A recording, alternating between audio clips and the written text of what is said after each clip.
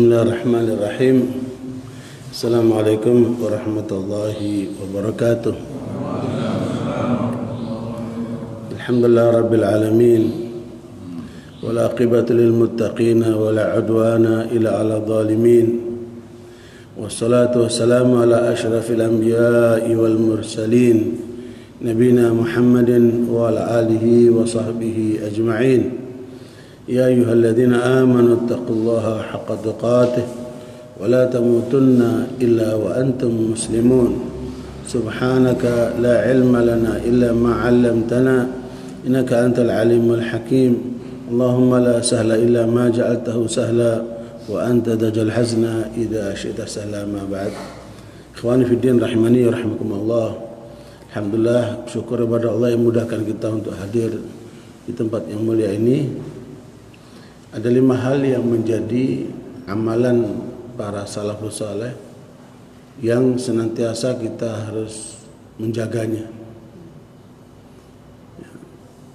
Satu bagian saja kita abaikan, itu berarti kerusakan dalam hidup. 5 hal ini harus menjadi panduan terus menerus dalam kehidupan kita. Yang pertama adalah menjaga hubungan dengan Allah.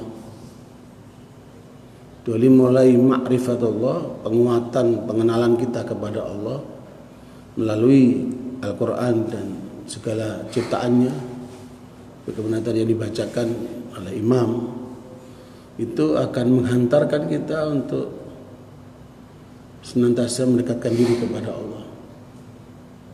Karena orang yang takut kepada Allah itu justru malah mendekat sama Allah.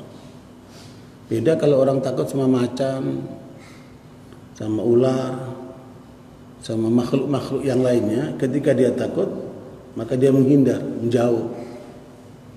Tapi kalau orang itu takut kepada Allah, maka justru dia apa? Mendekatkan kepada Allah. Makanya Allah katakan fafirru ilallah. Inni lakum minhu nadhirun mubin.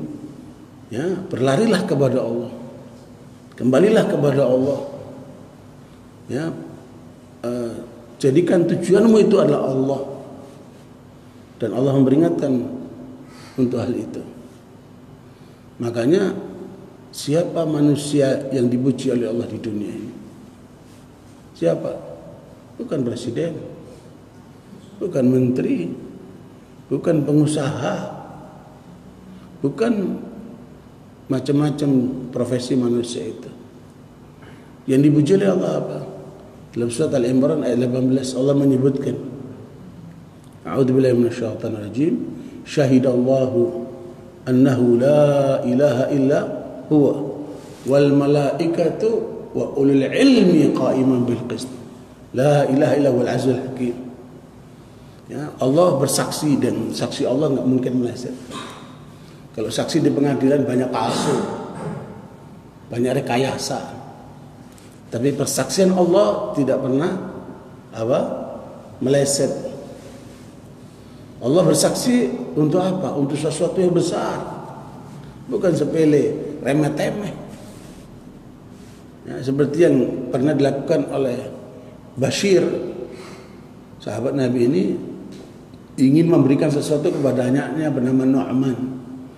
Ya Rasulullah, saksikan pemberianku kepada anakku Nu'man. Maka Nabi bertanya, apakah anak-anakmu yang lainnya kamu berikan seperti Nu'man ini? Tidak ya Rasulullah, ini khusus Nu'man. Aku tidak mau bersaksi terhadap perbuatan yang tidak adil seperti itu, zalim seperti itu. Rasulullah tolak persaksiannya.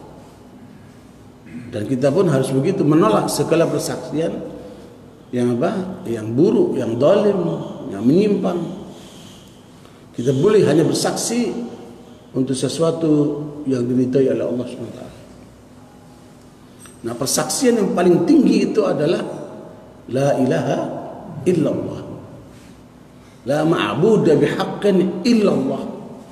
Tidak ada yang pantas untuk disembah, diharapkan ridhonya seperti Allah Subhanahu wa taala. Makanya ke arah sanalah kemudian kita diciptakan oleh Allah untuk senantiasa menghamba kepadanya. Ma khalaqtul jinna wal insa illa liya'budun. Nah, itu persaksian pertama yang Allah sebutkan, yaitu tauhid. Kemudian siapa lagi yang bersaksi selain Allah? Para malaikat. Para malaikat makhluk yang diberikan oleh Allah kemampuan otak, cerdas tapi tidak dikasih nafsu. Ya, beda dengan binatang yang dikasih nafsu semuanya, nggak ada otaknya itu. Kita manusia dikasih nafsu, dikasih otak. Makanya tidak ada malaikat yang melanggar Allah. La ya'sunallahu ma amarahum wa yaf'aluna ma yu'marun. Tidak ada malaikat yang melanggar Allah. Dan apa yang diperintahkan oleh Allah mereka jalankan. Itulah malaikat.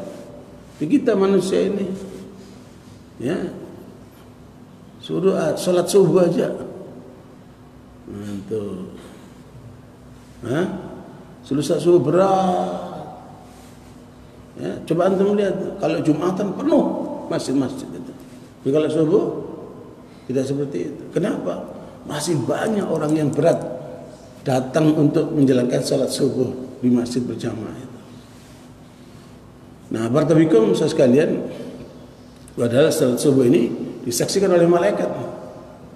Aqimis sholata liduluki syamsi ila ghasaqil laili wa qur'anil fajr. Inna qur'anil fajri kana mashhuda. Dirikanlah salat di waktu siang, di waktu malam, dan waktu subuh ini, dan spesial subuh itu disaksikan oleh malaikat. Nah, barakallahu sekalian, makanya para malaikat itu ditempatkan kedua, karena mereka memang tidak pernah melanggar Allah. Untuk apa? Bersaksi bahwa tidak Tuhan yang berhak disembah kecuali Allah. Yang ketiga siapa? Wa ulul ilm. Orang yang berilmu, bukan sembarang orang. Yang Allah sebutkan orang yang berilmu, dan ilmu tidak kena nasab. Ilmu tidak terkait dengan kekayaan orang atau kemampuan orang atau yang lainnya. Ya, makanya Nabi Muhammad SAW, utusan Allah yang mulia ini, mengatakan, nahnu ma'asyal anbiya la nuwarrith ma taraknahu sadaqah walakin warathal ilm faman akhadahu akhadha bihadin wafir. Sallallahu alaihi wasallam. Kami para nabi tidak mewariskan harta. Yang kami tinggalkan harta itu semua sedekah. Makanya keluarga Nabi tidak ada yang mewarisi. Anaknya, istrinya, nggak ada yang mewarisi keluarga Nabi. Semua disedekahkan. Ya, kecuali kita sebagai umatnya ini, maka diajarkan untuk mewariskan kepada keturunannya. Nabi tidak mewariskan harta, tapi beliau mewariskan apa? Ilmu. Kami wariskan ilmu ini. Ilmu itu apa? Ilmu Al-Quran dan Sunnah. Itu yang kami wariskan kata Rasulullah. Maka siapa yang mengambil ilmu itu, dialah orang yang beruntung. Makanya muncullah kata-kata al-ulama'u warathatul anbiya. Orang yang berilmu itulah pewaris para nabi. Nah, dari situ munculnya. Terus apakah ulama itu diukur dengan gamisnya, dengan jenggotnya, atau dengan pengikut yang banyak? Saya pelajari banyak puluhan buku tentang ulama di Indonesia itu, semakin baca semakin bingung, semakin nggak jelas itu porsi ulama itu. Karena orang bisa ceramah dikit pakai sorban udah ulama. Apalagi di dunia politik, auzubillah. Nah, muncul ulama-ulama gadungan, ulama-ulama karbitan, ulama-ulama gak jelas itu. Makanya sekalian, ke arah sanalah kita harus menuju. Kuatkan ilmu kita tentang tauhid supaya kita masuk dalam kategori wa ulil ilmi qa'iman bil qist.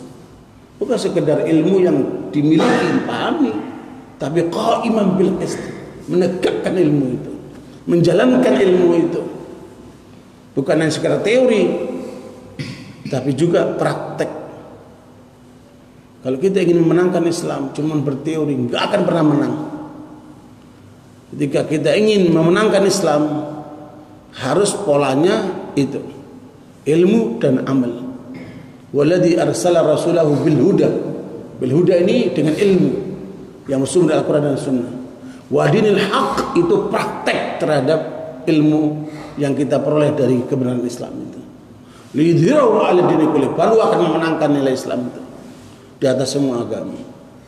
Karena itu barakallahu, inilah yang harus kita perkuat, posisikan kita untuk berusaha menjadi ahlul ilm, orang yang berilmu. Dan pusat ilmu itu adalah para nabi dan rasul, yang semuanya, seluruh para nabi dan rasul itu diberikan oleh Allah panduan wahyu yang semua disimpulkan oleh Al-Quran. Ya, nanti kalau saya sebutkan simulanya akan panjang. Karena itu poin pertama. Dan jangan berhenti sekejap pun untuk membangun hubungan dengan Allah Subhanahu wa taala. Itu yang pertama. Supaya kita menjadi ulul ilm, orang berilmu itu. Makanya di sini insyaallah kita akan berusaha untuk membangun kekuatan ilmu, sehingga kita sebarkan cahaya dari sini untuk menerangi umat manusia ini. Pada orang sekitar kita. Ya, makanya bikin halaqah Al-Quran, kajian-kajian hadits Nabi, ya, itu semua akan menebarkan nilai keilmuan. Dan tidak mungkin orang itu akan maju tanpa ilmu. Nah, barakallahu sekali ini yang pertama. Jadilah kita mencapai ulul ilm, qa'iman bil qist. Yang kedua, ya, yang senantiasa dialakan oleh para salafus saleh itu adalah mendalami kebenaran. Ya, wa anzalallahu 'alaikal kitaba wal hikmata wa 'allamaka ma lam takun ta'lam wa kana fadlullahi 'alaika 'azim.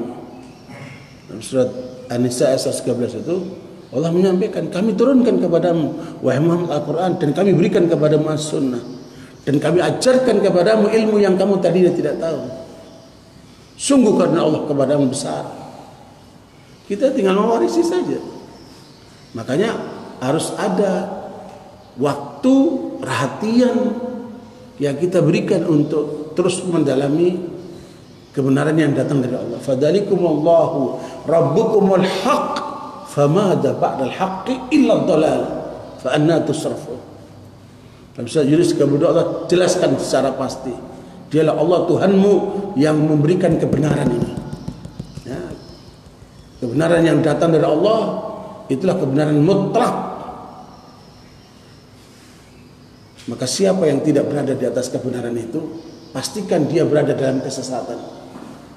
Nah, ini poin ini penting untuk terus menerus kita menggali kebenaran yang datang dari Allah. Sekarang itu sudah dipelajari sampai tingkat profesor, masing-masing bidang Al-Quran, bidang hadis, nanti bidang fikih, usul fikih, terus itu. Nah, rincian dari Al-Quran itu menjadi apa? Berbagai macam ilmu yang sekarang luas sekali. Tetapi tetap kita harus menggali dalam dua poin. Yang pertama secara global, untuk tahu ABC secara global.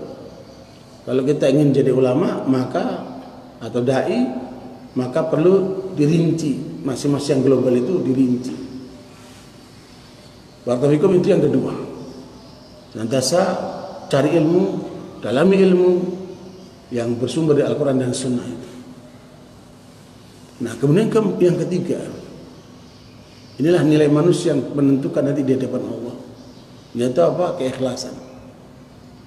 Raih keikhlasan dalam semua tindak tanduk kita, baik perbuatan, ucapan maupun perbuatan, baik ucapan maupun perbuatan.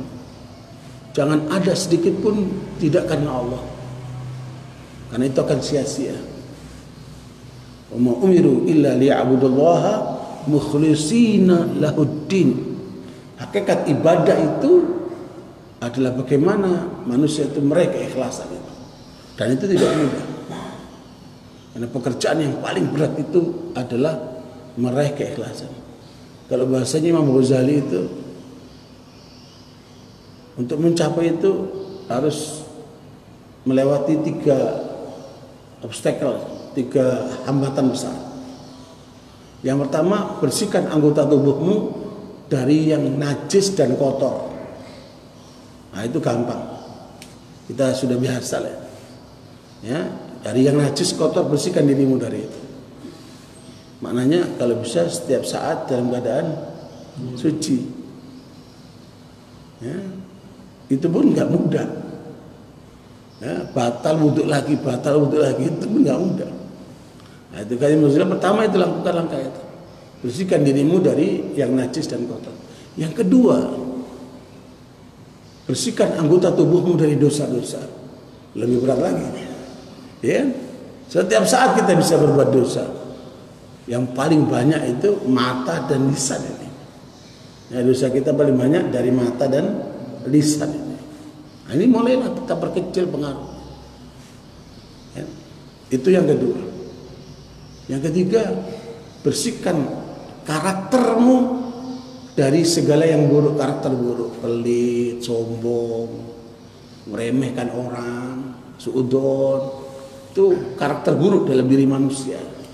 Ya, pengecut, apalah itu, jiwa yang lemah, itu semua karakter-karakter buruk, buang itu. Nah, munculkan karakter yang apa? Yang hebat.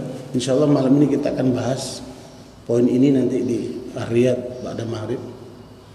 Nah, ini yang ketiga, dan itu bukan mudah. Jadi seluruh pendidikan sekarang dilakukan oleh manusia, puncaknya adalah ini, membangun karakter manusia yang sebenarnya. Ya, tapi ilmu pengetahuan manusia nggak sampai kalau tidak diarahkan oleh wahyu ilahi. Nah, ilmu psikologi itu nggak nyampe karena pola mereka hanya panca indera. Padahal jiwa manusia tidak bisa dipandang atau dicapai oleh panca indera. Makanya mereka gagal untuk memahami arti kalbu umpamanya. Arti jiwa, gagal mereka memahami. Karena pola mereka hanya lewat panca indera. Dan Allah yang lebih tahu tentang jiwa manusia, memberitahukan kepada kita rahasia tentang jiwa itu. Gak mungkin kecuali lewat wahyu. Ya, ikhwan berkomikum. Makanya banyak dari mereka merusak jiwanya sendiri. Yang merusak jiwanya sendiri. Yang ujung-ujungnya itu bunuh diri. Kami sampaikan sama presiden kemarin bahwa kita ini beruntung, bangsa Indonesia ini masyarakatnya agamis, apalagi orang Islam. Bapak jangan lihat cuma dari sisi ekonomi. Ya, coba lihat tingkat bunuh diri. Indonesia ini termasuk rendah dibanding laporan PBB 5 negara besar yang tertinggi bunuh dirinya. Yang pertama Swedia, negara Eropa yang paling makmur. Yang kedua adalah Jepang, ya, negara timur yang paling makmur.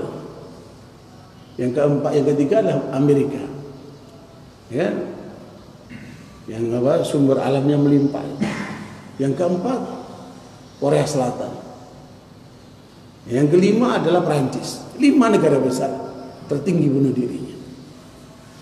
Indonesia tidak, termasuk yang paling kecil, nggak masuk itu. Alhamdulillah, meskipun sesulit apapun ya, orang Indonesia itu bisa senyum. Kena banjir, kena tsunami, ya, kena kebakaran, masih senyum. Dahsyat. Ya, itu karena pengaruh Islam yang ada di dalam diri orang itu. Dia tangguh menghadapi semua keadaan. Nah itu. Nah, baru yang keempat, ya, tanamkan di dalam kalbumu hanya Allah saja. Yang selain Allah lepaskan itu. Belenggu kalbumu selain Allah, lepaskan itu. I love you forever. Forever apanya? Tidak ada orang cinta seumur hidup ini. Cinta yang tulus hanya karena Allah. Ya.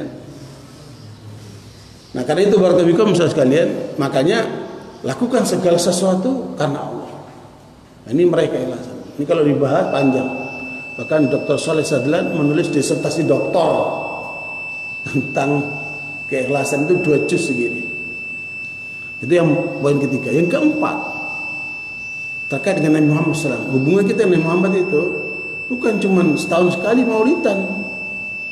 Ya, setiap saat kita harus terhubung dengan Nabi Muhammad SAW. Karena kalau kita sholat tidak mengikuti pola Nabi, sholat kita nggak sah. Ya? Hidup kita kalau tidak mengikuti pola Nabi, hidup kita sia-sia. Makanya Nabi dalam Bukhari mengatakan, la yu'minu ahadukum hatta akuna ahabba ilaihi min walidihi wa waladihi wan nasi ajma'in. Belum dikatakan beriman seorang dari kalian sampai menjadikan Nabi Muhammad lebih dia cintai daripada bapaknya, anaknya dan seluruh manusia. Dahsyat. Makanya Umar mengatakan, ya Rasulullah, aku cintai engkau dan aku siap mengorbankan segala sesuatu kecuali untuk diriku sendiri. Tidak, wahai Umar, kamu belum beriman sampai kamu menjadikan aku lebih engkau cintai dari dirimu sendiri. Padahal kita diajarkan oleh Nabi bukan cuma itu, supaya kita mencintai saudara kita ini seperti kita mencintai diri sendiri. Ya, antum kalau lapar, antum akan cari makanan supaya menutup lapar antum. Tapi ketika kita lapar bersama, tapi antum masih memikirkan saudara antum, wah luar biasa. Para sahabat lebih dahsyat dari itu. Dia sedang dalam keadaan sakaratul maut. Kemudian pamannya datang membawa air untuk diminum sama dia supaya selamat. Dia mendapatkan temannya yang satu lagi terkapar, minta air, ditutup mulutnya. Dia tunjuk, kasih saudara. Pamannya ini datang ke saudaranya, mau ngasih air, datang lagi yang ketiga, jatuh, minta air. Dia tutup mulutnya, kasih saudaraku. Dahsyat. Mana ada peradaban umat manusia seperti itu? Ya, sehingga ketika datang ketiga udah mati, datang kedua udah mati, datang kepada ponakannya sudah mati. Tiga-tiganya tidak sempat minum air. Pengorbanan nyawa itu. Kita baru mengorbankan lapar saja sudah berat itu. Nah, itu harus kita rasakan dalam persaudaraan itu, mendahulukan saudaranya. Dan kita marah, sakit hati kalau kita saudara kita disakitin. Nah, itu harus muncul itu. La yu'minu ahadukum hatta yuhibba li akhihi ma yuhibbu li nafsihi. Nabi ngajarkan begitu. Makanya tidak ketemu persaudaraan dalam kehidupan umat manusia seperti persaudaraan di kalangan para sahabat. Adi bin Hatim itu salah seorang intelijen Nabi yang ketangkap bersama dengan rombongan, yang lainnya dibunuh di tengah jalan kecuali Adi bin Hatim. Dibawa ke Mekah dan disiapkan panggung untuk akan dieksekusi di depan orang banyak. Eksekusinya bukan main-main, disalib hidup-hidup. Kata Abu Sufyan waktu itu masih kafir, wahai adik, gimana kalau seandainya kami lepaskan kamu pulang ke keluargamu dan kami ganti posisimu dengan Muhammad? Kata Adi bin Hatim, demi Allah, engkau menggantikan diriku dengan satu rambut Nabi Muhammad, kami tidak rela. Engkau menggantikan jiwaku, diriku ini, kamu kembalikan aku kepada keluarga, kamu ganti satu rambut Nabi Muhammad, kami tidak rela. Maka keluarlah kata Abu Sufyan, ma ra'aitu ahadan yuhibbu ahadan ka ashabi Muhammadin Muhammadan. Tidak pernah kutemukan seorang mencintai sahabatnya seperti sahabat Muhammad mencintai Muhammad sallallahu alaihi wasallam. Akhirnya dieksekusi. Adi bin Hatim ini bukan Adi bin Hatim, Hubeb bin Adi, ya. Hubeb bin Adi. Itu ketika dieksekusi dipaku ke tangannya, tapi dia sebelum itu, ini menjadi sunnah yang diamalkan oleh Hubeb ini, yaitu sholat 2 rakaat sebelum dieksekusi. Nah, itu menjadi penting untuk diingat. Kalau kita mengalami hal seperti itu, jangan lupa sholat 2 rakaat dulu, pasrah kepada Allah.